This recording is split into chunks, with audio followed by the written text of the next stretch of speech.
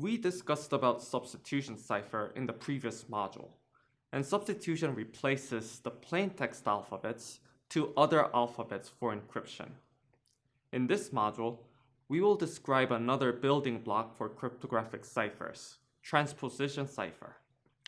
Transposition cipher performs permutation on the plaintext alphabets.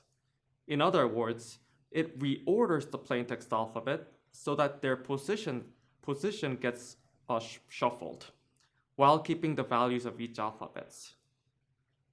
Because the value of the alphabets are retained in the encryption process, the occurrence of each alphabet remains the same. A simple example for transposition cipher is railfen cipher. In railfen cipher, the plaintext alphabets are placed diagonally over a number of rows, and then the ciphertext alphabets are retrieved row by row starting from top to bottom.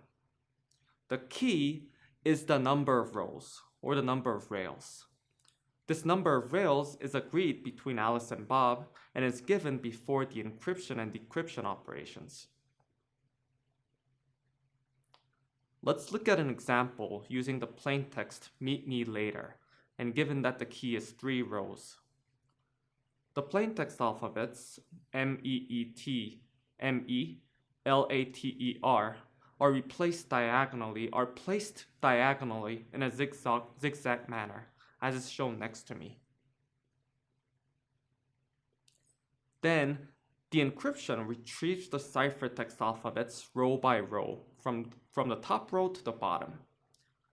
So the first 3 ciphertext alphabets will become MMT, corresponding to the first row. Continuing on the following rows are the alphabets ETEAE for the second row and ELR for the third row.